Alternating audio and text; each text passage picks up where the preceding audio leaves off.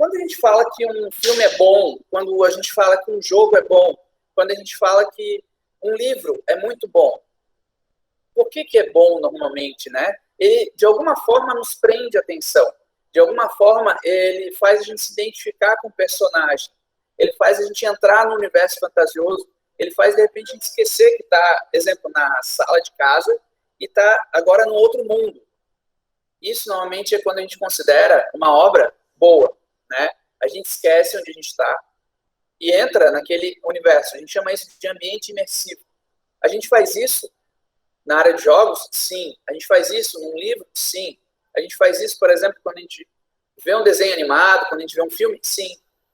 Vocês vão aprender algumas dicas e ideias e vocês vão aplicar isso no roteiro do jogo de vocês. A primeira dica, então, que a gente vai ver é o que é necessário para escrever um bom roteiro.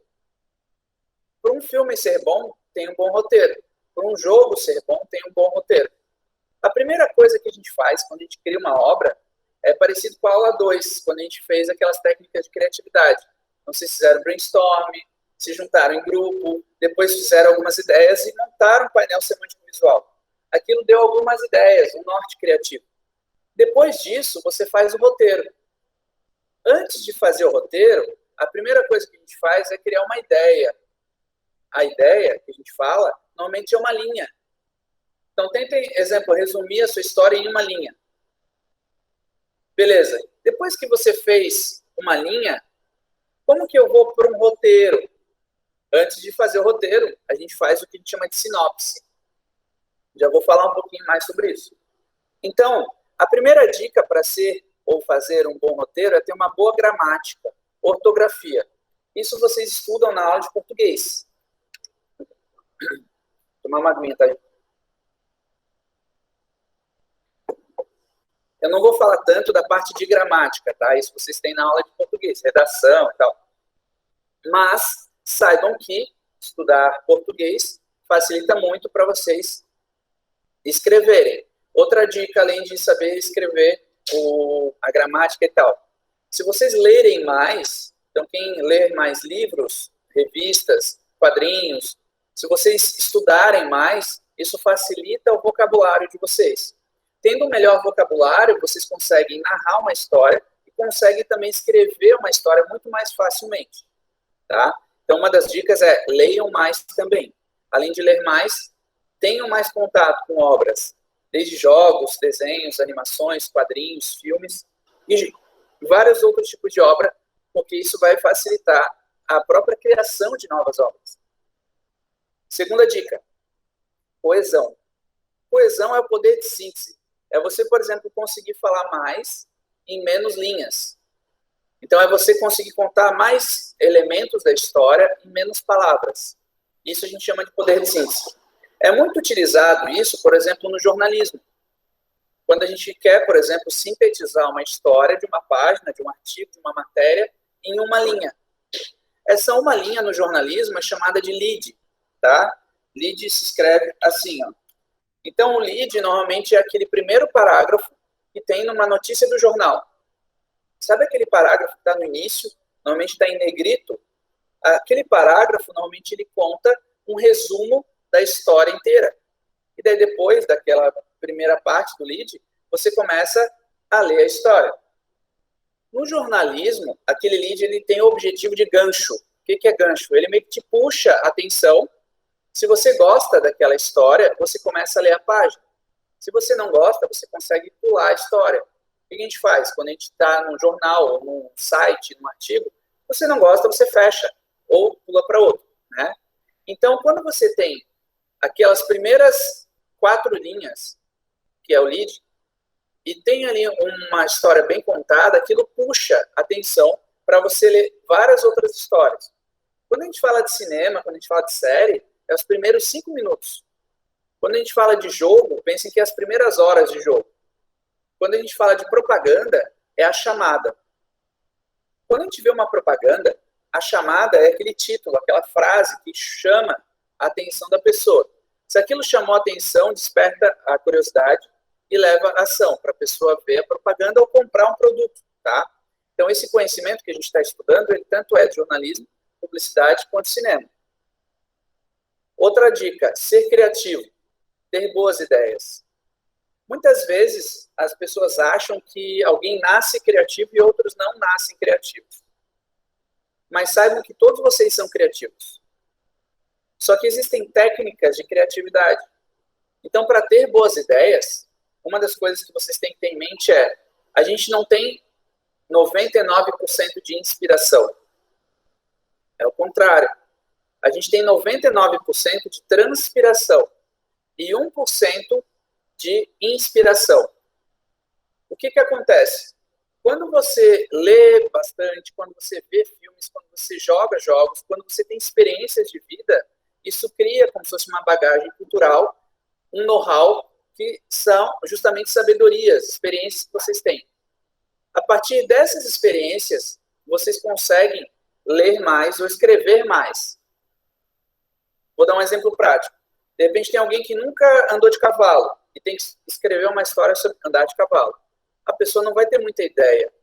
Alguém, de repente, nasceu no sítio, daí tem um cavalo na família, aquilo ali tem muito mais experiência, a pessoa já andou de cavalo várias vezes. Na hora que ela vai escrever uma história sobre isso, ela vai ter mais propriedade, mais argumentos, mais ideias. Daí o que acontece quando você, de repente, não tem uma experiência ou não tem uma vivência ou nunca viu determinado assunto? O que a gente tem que fazer? A gente faz uma pesquisa. Então, por exemplo, a gente começa a pesquisar coisas sobre aquele assunto. A gente vai atrás daquele assunto. Pode ser uma pesquisa na internet, pode ser, de repente, um evento, um local, pode ser um filme sobre o assunto, um livro sobre aquele assunto. Então, você precisa se apropriar daquele assunto, né, para depois começar a escrever. Muita gente, às vezes, começa a escrever uma página em branco do nada, e daí dá aquele bloqueio. Não consigo escrever. Por quê? Porque, de repente, a pessoa nunca leu, nunca viu nada sobre aquele assunto. Então, antes de sair escrevendo, é legal vocês terem um tempo para pesquisar, para ler, para pensar em ideias, para experienciar, de repente, algum assunto, para depois escrever. Vou dar um exemplo prático. De repente, alguém vai escrever sobre tartarugas. Daí tu olha, pô, professor, nunca tive uma tartaruga, nunca vi uma tartaruga. E daí, o que você pode fazer? Exemplo, vai lá no Projeto Tamar, vê as tartarugas, conversa com alguém sobre isso, e daí, quando você vai escrever, é muito mais fácil, tá? Ó, alguém comentou, Kalani, acho que é inspiração, né? Às vezes a inspiração ajuda, tá? Mas lembrem que 99%, então, é transpiração daquilo que você já viu, leu, estudou, experienciou. E 1% é inspiração, tá? Então, você tem que estudar muito o assunto para começar a escrever. Depois, saber como formatar o roteiro. Formatação, tem alguns padrões, tá, internacionais, mas a gente não vai entrar tanto nesse ponto, tá? Por causa do tempo que a gente tem das aulas, tá? Saber contar histórias. Quem aqui gosta de contar histórias? Quem gosta de contar história, levanta a mão ou coloca assim lá no chat. Quem gosta de contar história? Quem gosta de contar história, coloca lá, ó. Eu lembro do meu avô ele gostava de contar história, botava os netinhos em volta e começava a contar as histórias, né? É legal, né? Então, uma das dicas para você escrever melhor é você testar contar histórias sem escrever. Como assim? Tenta contar essa história para alguém, narrar, falando, né? Oralizando. No passado, antes da escrita, as histórias eram passadas de pai para filho, de geração para geração, de forma apenas oral. Depois de um tempo, começou a se escrever. Então, uma das técnicas e dicas para aprender a escrever é saber contar histórias. E saber descrever uma cena minuciosamente, com detalhes, né? E daí uma dica de cinema, tá? 1 minuto de filme é equivalente a uma página de roteiro.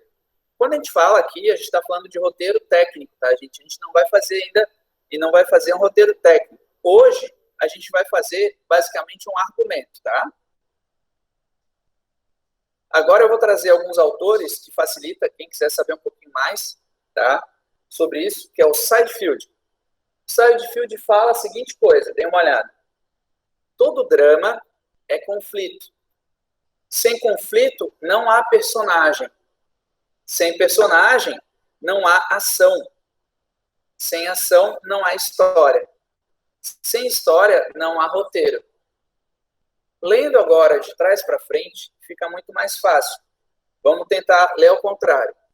Para ter um bom roteiro, a gente precisa ter uma boa história. Para ter uma boa história, a gente precisa ter ações. E para ter boas ações, a gente precisa ter personagens. Para ter bons personagens, a gente precisa ter conflitos. Para ter conflitos, precisa ter drama. Então, não necessariamente a gente pensa só em uma coisa isolada. Então, drama é o que move a história. O personagem é o que normalmente vai te puxar, o que vai te guiar, como se fosse um guia que vai te puxar no roteiro. O personagem, normalmente principal ou secundários, eles vão te guiar na história. E tem que ter alguma ação, senão o personagem vai ficar parado. Então, a ação pode ser uma luta. Os conflitos, pode ser um conflito de luta? Pode. Pode ser um conflito psicológico? Pode. Você pode criar vários conflitos para meio que ter obstáculos, para ter alguma coisa que move a história, senão tudo ia ficar parado, uma linha reta, né? Então, tem que ter conflito para ser interessante. Vou dar um exemplo. Não vou falar qual é a série, mas tem uma série que, de repente, alguém gosta. Você já ama o personagem principal. É a melhor série do mundo. De repente, chega no 9º capítulo, alguém corta a cabeça do cara. Então, olha, cara, como assim? Ele não pode morrer. Não falei qual é a série, tá, gente? Mas aquilo ali marca de tal forma que inspira as pessoas a verem a 2ª temporada, a 3ª temporada, a 4ª temporada, tá? Quem viu a história que eu falei, uma série, né, vai saber qual é, tá? Começa com game, né? E daí, normalmente, quando tem algum conflito, aquilo te prende a atenção, aquilo te chama, né? E daí, agora eu vou mostrar qual que é a diferença de mostrar uma história e descrever uma história. Muito do que eu vou falar, talvez vocês vão lembrar da aula de redação em português, tá? Mas vai facilitar para vocês criarem roteiros, tá? Então, o roteiro, ele não conta uma história. Quando a gente conta uma história, a gente está narrando. Então, a gente tem o papel de narrador, tá? Então, quando você narra, tem a figura do narrador e dos personagens. Então, vou mostrar um exemplo aqui. Contando uma história. Prestem atenção, ouçam. Aline chega em casa, vírgula, preocupada com o barulho que acabou de ouvir na rua. Teria sido um acidente? Ponto de interrogação. Teria sido um tiro, um rojão ou algo parecido? Ela vai direto para a cozinha, onde pega um copo d'água e bebe para tentar se acalmar. Isso é uma narração. Narração tem como se fosse o narrador e o personagem. É como se fossem 2 personagens. E tem pontos de interrogação, como se fosse um pensamento, tá? Então, quando a gente conta uma história, normalmente está em narração. Mas, quando a gente fala de roteiro, a gente descreve, então é descrição. Então, ele mostra uma história. Vamos contar essa história agora de um jeito descritivo, tá? Mostrando uma história. Agora vai ser descrição. Vou ler para vocês. Aline entra no apartamento, ponto. Fecha a porta, trancando a chave com 3 voltas. Tem muito mais detalhes, né? Ela corre para a janela e fecha as cortinas. Está ofegante. Procura espiar para o lado de fora, por trás das cortinas.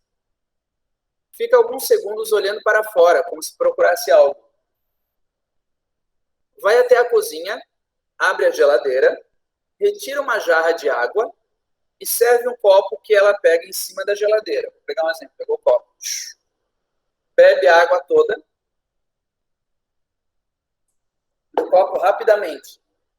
Vocês viram que agora foi muito mais detalhado? Então, isso é descrição. Quando a gente faz um roteiro, quando a gente cria um argumento, a gente faz descrição. Então, tem que ficar bem objetivo e não pode ficar com dúvidas para quem lê entender cada detalhe. Normalmente, quando a gente gosta de um livro, é quando o livro tem muitos detalhes. Então, quando o livro é mais descritivo, a gente consegue imaginar a história. Quando ele é muito vago, a gente não consegue imaginar. Então, normalmente, quando você gosta de um livro, é porque ele acaba meio que te dando mais elementos e faz você conseguir imaginar. Já num filme, numa série, num jogo, você vê com os olhos. Então, às vezes, ele não descreve, mas você vê os elementos nascendo. A fonte, então quando a gente fala fonte tipográfica, tá? A gente é família da fonte que são utilizadas para roteiros, é a fonte Corrier New, que é a mesma fonte que vocês estão vendo aqui. É a fonte de máquina de escrever, máquina de datilografia.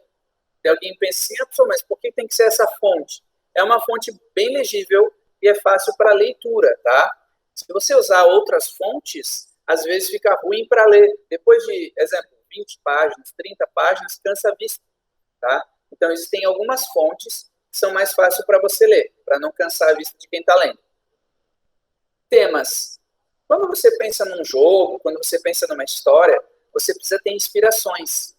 Então, cada pessoa pode trazer uma ideia, pode trazer um know-how, e você precisa de referências. Às vezes, no meio do jogo, eu coloco, por exemplo, um viking, de repente alguém puxa alguma referência, sei lá, afro-brasileira, de repente alguém puxa alguma coisa japonesa de um anime, de repente alguém teve uma ideia de sei lá, uma história que o vô contou, né? Então, isso tudo são referências, tá? Depois, você precisa pesquisar, conhecer o assunto que vai tratar. Quanto mais elementos, é igual um detetive, assim, quanto mais elementos você tiver, mais fácil fica para você entrar na história e fazer quem está lendo a sua história entrar no personagem, entrar no universo e entrar naquele mapa ou naquele mundo imersivo. Normalmente, quando a gente gosta de uma história, ou de um jogo, de um livro, é quando você sabe muitos elementos daquilo e você entra na história mais fácil, mais rápido, né? A gente chama isso de ambiente imersivo. Então, é importante vocês conversarem com mais pessoas, lerem mais assuntos, ver filmes. E outra dica, normalmente, a gente acaba lendo, ou vendo, ou jogando o mesmo tema. Então, uma das dicas para você justamente ter mais criatividade, mais elementos, é leiam aquilo que você não gosta. Vejam filmes, às vezes, de um tema que você não gosta ou não conhece. Estudem e leiam coisas que, de repente, você nunca leu. Quanto mais elementos você tiver, mais sinapses, ideias, vocês vão ter para criar novas histórias. Os primeiros rascunhos, eles são versões, então a gente chama de versão beta, né? Depois versão alfa, gama, assim vai. Então a gente começa com algo, digamos, mais embrionário. Depois a gente vai melhorando, escrevendo mais. E uma das grandes dicas de roteiro é ter disciplina. Não adianta começar e parar no início, começar e parar no meio. Tem que ter foco, calma e fazendo uma linha de cada vez, uma página de cada vez. E uma outra dica, conheçam o final da história. Tem alguns autores que eles começam escrevendo do início, vão para o meio e depois vão para o final. Tem alguns que fazem o contrário. Eles já sabem o que vai acontecer no final e daí voltam para o início e vão avançando. Tá? E formatação, depois vocês vão ver, a gente não vai se preocupar tanto com isso, mas a gente vai falar um pouquinho. O Sidefield, que é o autor que eu trouxe, né, ele tem alguns princípios de uma sinopse. Na outra aula, vocês fizeram uma ideia. Essa ideia, às vezes, tem uma linha, né, 5 palavras, ou às vezes 2 linhas. A sinopse é aquilo que a gente vê, por exemplo, no Netflix. Sabe quando a gente vai escolher um filme que tem 4 linhas, um parágrafo? Aquilo ali é a sinopse. Quando a gente pegava filme na locadora, ficava atrás do Blu-ray ou atrás do filme a sinopse. A sinopse, ela tem um objetivo mais comercial, tá? E, normalmente, nesse objetivo, ela não conta o final da história. Ela te desperta a curiosidade para você clicar no filme ou para você comprar o filme. Então, a sinopse, ela é uma média de 4 a 5 linhas, tá? Então, é um parágrafo. E ela responde algumas perguntinhas. Normalmente, quando a gente começa a escrever, que dá aquele branco, assim, não consigo escrever. Tentem responder essas 5 perguntas. Sidefield traz, então, conflito. O que move a história? 2, personagens. Quem? Então, quem move a história? 3, ação. Ação é o que vai acontecer. Por quê? Como vai acontecer? Então, são os acontecimentos. Tá? 4, cenário. Aonde se passa essa história? 5, época. Quando? Então, imaginem quando. Essa semana eu vi um filme que foi Moby Dick. Alguém já lembra da história do Moby Dick? Sim, Altas Baleia. Então, esses dias eu vi. Adorei tua foto, João. Depois eu vou falar pra Taíne. Ela já sabe? Valeu. No Moby Dick, tá? Eu vi agora a versão de um filme que eu acho que é de 2015, algo assim. Ele se inspira em fatos reais, né, de uma história que a gente muitas vezes ouviu quando era criança. São pescadores, tá? Então, no filme é o ator do Thor, esqueci o nome dele agora, que é um pescador, e daí ele, resumindo, quer ficar rico, né? E existe na época, então é em 1800 e Guaraná de rolha, tá? Então pense 100, 200 anos atrás, né? Não tinha luz elétrica como a gente tem hoje. Tinham lampiões que eram queimados com óleo. Aí, aquele óleo ele era extraído da baleia. Então tinha uma indústria de óleo de baleia e daí tinha os pescadores que pescavam as baleias. Daí tem um cara, que é o personagem principal, que ele vai se juntar com vários pescadores e ele vai tentar achar um local que é famoso, mas é perigoso, que é o Triângulo das Bermudas. Não sei se alguém já ouviu falar, mas fica na América Central ali. E várias outras ilhas, né, que o pessoal se perde ali no meio da América Central. A partir disso, tem outros personagens, como piratas e outros ladrões e tal. E a partir disso, eles acham um local que tem mais de 100 baleias.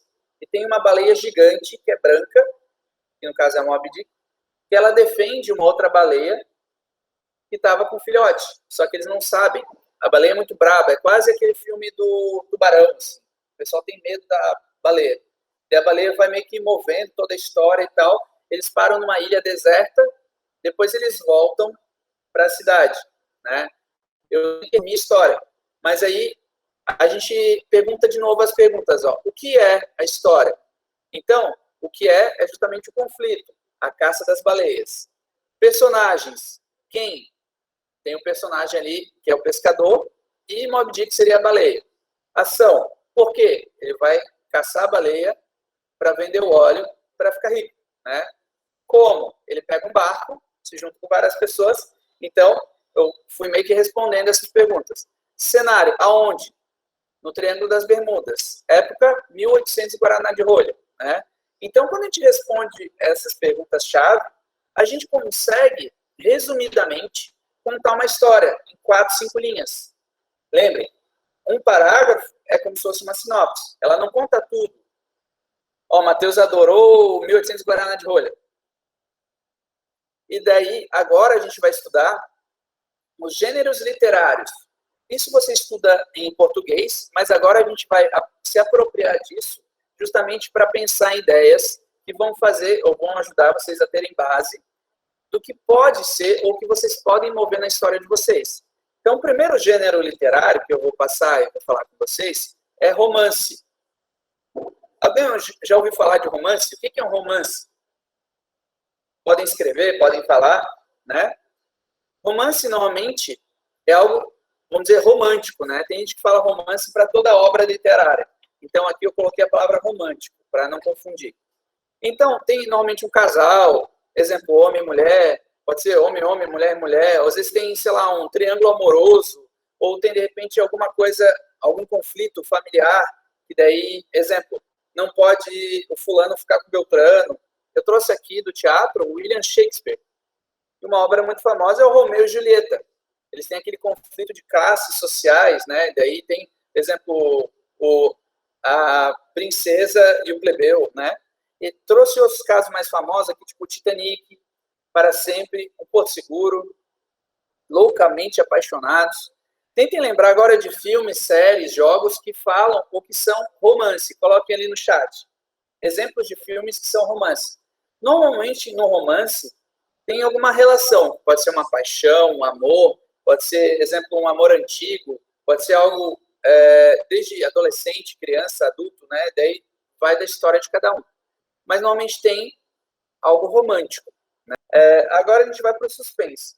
No suspense, não necessariamente é terror. Tem gente que confunde suspense com terror. Tá? Suspense é um momento que tu fica, digamos, grudado na cadeira, sabe? Pensa no cinema, aquele momento que tu gruda na cadeira e fica tipo, vai acontecer alguma coisa, sabe? Normalmente pode ser escuro, não precisa ser escuro, né? Pode ter um filme que é suspense e terror? Pode. Mas suspense não é terror. Então, suspense é um momento de mistério, é um momento... Boa, Bert. Só um pouquinho, João. Agora espera um pouquinho. E daí, por exemplo, eu trouxe aqui o Happy Hollow, tem identidade, tem o chave mestra. Normalmente tem algum mistério, alguma coisa que precisa ser descoberta, né? Então aqui eu trouxe um outro que é a Ilha do Medo, né? Então, normalmente tem alguma coisa que traz um mistério. Aqui eu trouxe Perfume, A Janela Secreta, tem aqui O Silêncio dos Inocentes, né? Stephen King, alguém colocou, Gabriela, muito bom. Então, o suspense, ele prende a atenção, tu fica agoniado, alguma coisa vai acontecer. Às vezes é um personagem, às vezes é um local, alguma coisa que de repente tem mistério, né? Que precisa ser descoberta. Exemplo, uma casa mal assombrada, ou às vezes é uma chave. Ou vou dar um exemplo, tá? Que às vezes quebra alguns preconceitos. Até um desenho ou uma criança que está apreensiva sobre alguma coisa, ela pode estar em suspense. Vou dar um exemplo. A criança fez xixi na cama e ela não sabe o que, que é. Ela está com medo, de repente, de amar do pai, sei lá, porque fez xixi na cama. Ou para dizer que ela fez, né? E daí ela fica naquela apreensão. Então, até um desenho infantil pode ser suspense, tá? Não precisa ser terror. O gênero suspense, tá? O terror tem algum susto, tá? Normalmente filmes de terror tem bastante suspense, mas não quer dizer que todo suspense seja terror ou que todo terror seja suspense, tá? Terror normalmente te dá algum susto. É aquele momento que você estava se segurando na cadeira, de repente, pá, apareceu um bicho, sei lá, alguma coisa que te deu um susto, um cagaço. Exagerei, né? Então, por exemplo, pode ter algum bicho, pode ter algum assassino, sei lá, alguma pessoa com alguma arma. Então aqui eu trouxe alguns casos, tipo Sobrenatural, Ecos do Mal, A Hora do Espanto, Silent Hill, A Órfã, você tem aqui O Exorcista, tem vários outros filmes, né? Então aqui O Procurado, O Grito, eu trouxe também O Brinquedo Assassino, Fred Krueger, né? Normalmente terror tem algum bicho ou alguma coisa que assusta, tá? E daí, lembrem de algum filme ou série ou jogo que é terror. Podem falar ou escrever. Terror. Alguém colocou Jogos Mortais, Thiago colocou Countdown. Podem falar. Professor, tu já. Na realidade, suspense é uma coisa, tá? Terror é outra. Vou dar um exemplo. Tens um filme. Vou dar um exemplo. Tem filme que. Vou dar um exemplo fácil, assim, Batman. Às vezes não é terror, às vezes tem um momento detetive. Sherlock Holmes tem, às vezes, momentos suspense, mas não tem aquele terror, sabe? Não tem, tipo, um tiro ou um susto, né? Então, suspense segura. Terror, ele te assusta, né? Então, terror, tá, a gente tem alguma coisa que assusta, tá? Uma pergunta que alguém pode olhar assim, por que eles colocam crianças em filmes de terror? Vocês sabem por quê? Se vocês olharem aqui, ó, tem criança, tem criança, tem criança. Quando você coloca uma criança em alguma cena mais aterrorizante, é muito mais chocante do que quando você coloca um adulto, tá? Por isso que muitas vezes coloca uma criança no meio, tá? E daí a gente acaba meio que tendo mais susto por ser uma criança, tá? Vamos para o próximo. O próximo gênero literário é comédia.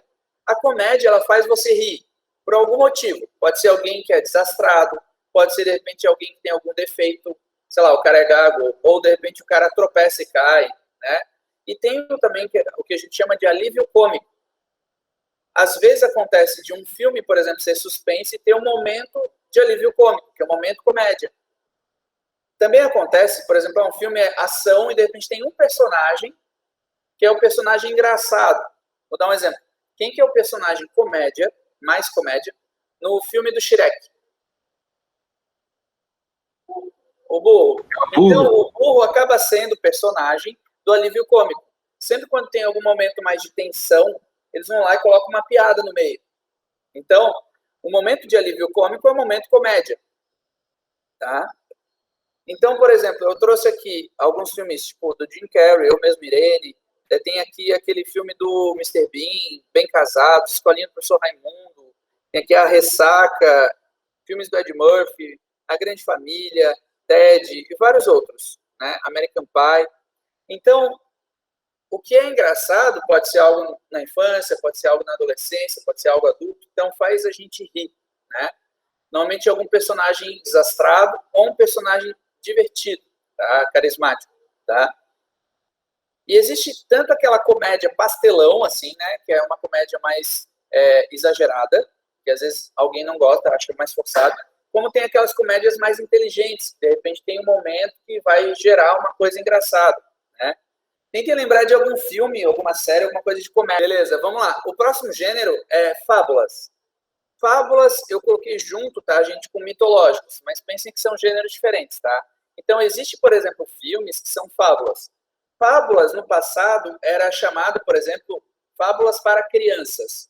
Então, era, exemplo, contos de fadas e tal. Tem muitos desenhos animados que são fábulas, mas nem todo desenho animado é fábula, tá? A fábula é quando tem alguma coisa surreal. Por exemplo, tem, de repente, um personagem que não existe na vida real. Por exemplo, uma sereia, ou, de repente, algum outro elemento que é sobrenatural. Por exemplo, eu trouxe aqui o Avatar, o X-Men. Tem, de repente, alguma coisa de super-herói, tem algum poder, tem alguma coisa mágica, tem um, exemplo, Mago Merlin, ou o Senhor dos Anéis, né? Eu trouxe aqui o Labirinto do Fauno, né? Da mesma forma que, às vezes, acontece de ter mitologia dentro da fábula, né? Também tem os filmes que são mitológicos. Exemplo, inspirado em mitologia grega, mitologia romana, mitologia asteca, sei lá, mitologia japonesa, afro, mitologia indiana. Então, tem várias mitologias, viking, nórdica, celtas, maias, né? Então, normalmente puxa as fábulas. No passado, era chamado de fábulas aquelas histórias que eram contadas de pai para filho. E, normalmente, as histórias mitológicas eram fábulas, porque tem, por exemplo, o herói, o Deus, o fora da lei, de repente tem alguma coisa sobrenatural, né? Então aqui eu trouxe vários exemplos. Então, Reis do Egito, Legião, Fables, né? Once Upon a Time, que daí é aquela série que resgata vários contos, né? Que a gente conhece dos irmãos Grimm. E tem vários outros filmes. O próximo gênero é novela. A novela que eu chamo aqui é quando a gente fala drama, tá? Mas eu coloquei novela e drama para a gente não confundir com qualquer drama. Como assim? Existe a palavra drama quando qualquer filme tem drama, que seria o conflito, tá? E existe a trama. A trama é o que move a história, a ação, tá? E aqui eu coloquei novela só para a gente lembrar do gênero, que é mais fácil de entender. Que normalmente é alguma sofrência, sabe? Então, é um filme ou uma série, uma novela mais dramática. Então, é quando o cara exagera um pouco. Vou dar um exemplo. Ah, Maria do Bairro. Tem muitas novelas mexicanas que são mais exageradas. Então, não basta o cara, exemplo, o cara não tem uma perna. De repente, ele é pobre. E daí, de repente, alguém coloca mais uma coisa, mais um empecilho, como se fosse obstáculos, né? De repente, o cara tá morrendo. Daí, a mãe dele tem câncer. De repente, tem o fim do mundo. Então, são coisas mais sofridas, né? Que fazem, muitas vezes, a pessoa chorar ou se identificar por causa de algum problema. Sei lá, tem um conflito familiar. Então, isso é o que a gente chama de drama, né? E a novela brasileira, né? Eu peguei aqui novelas só para exemplificar, elas são muitas vezes drama. Então, trouxe aqui Roque Santeiro, Rei do Gado, peguei novela antiga, novela nova, Cordel Encantado, Maria do Bairro, Lado a Lado, Paraíso, O Clone, Sessão da Tarde, Crave a Rosa, né? Tentem pensar agora em filmes, séries, jogos, livros que vocês já viram, leram e tal, que são drama, tá? Então, vou dar um exemplo. A minha esposa adora Grey's Anatomy. É muito bom, acho que está na 16ª temporada. Ela tem todos os DVDs lá. Ela adora, ela ama. Eu fui ver, acho que uns 3 capítulos, já estava chorando, assim, não, amor, não vou ver mais esse capítulo. Assim, porque todo mundo morre, cara, não dá, já estava chorando, assim, exagerei, né? E daí eu me segurei para não ser spoiler agora, né? Do que ver, sabe? Tem uma pessoa que morre, cara, o cara morreu. Não vou falar quem. E daí o drama normalmente faz a gente ficar emocionado, tá? Exemplo, com alguma morte, com alguma perda. Então, exemplo, o personagem tem câncer, de repente alguém morre, o vô, sei lá, o pai, filho. E daí quando a gente vê isso, a gente se identifica, a gente fica emocionado, tá? Por isso que é drama. Isso tudo é ficção, né? Ficção científica. É importante lembrar, tá, gente, que existe a palavra ficção, que é aquilo que não é real, e quando a gente fala ficção científica, tem a ver com ciência, né? Então, normalmente, alguma tecnologia, alguma coisa, exemplo, biológica, né? E alguma coisa de futuro, assim. A gente viu até agora 7 gêneros literários: romance, suspense, terror, comédia, fábulas, drama e ficção científica. Agora, a gente vai ver outros gêneros. Então, aqui a gente vai ver ação, infantil, policial, guerra épica, musical, animação, documentário ou biografia. Então, agora eu vou falar desses novos 7. O próximo é ação. Alguns locais vão colocar como aventura, tá? Então, ação, não briguem crianças. Deixa eu ver os dois brigando ali. Vamos focar, tá, gente? Ação, normalmente, é alguma coisa em movimento. Então, às vezes, um filme que tenha carro, que tenha nave, exemplo, eu coloquei The Need for Speed, Top Gun, mas também o que tem em movimento pode ser algum filme de luta. Por exemplo, eu coloquei ali Karate Kid, Rambo, Máquina Mortífera, e vários outros filmes, né? Coloquei também Velocidade Máxima, acho que é um ônibus que não freia, né? E tem vários outros filmes, tipo Adrenalina e tal, Gamer, né? Então, ação é quando a gente tem a sensação que você está correndo, né? É uma sensação que tu está correndo. Mesmo estando parado na cadeira de cinema, você tem a sensação que está correndo, né? O gênero infantil, tá, gente? É legal a gente falar sobre, porque muita gente acha que o gênero infantil é desenho. Não é, tá? O gênero infantil é quando você tem uma história que ela não necessariamente só tem criança. Pode ser um drama com criança, pode ser, exemplo, um filme de ação com criança. Mas quando é um filme infantil, ele tem como se fosse o olhar da criança. É uma visão de criança, é como se fosse a visão da criança sobre um assunto, né? Então, aqui eu trouxe Os Batutinhas, Esqueceram de Mim, O Jardim Secreto, tem aqui Beethoven, Gremlins, aquele Querida, acho que é Encolher as Crianças, tem Jurassic Park, Meu Primeiro Amor, Baby, Goonies, aqui tem o Dennis o Pimentinha, Free Willy.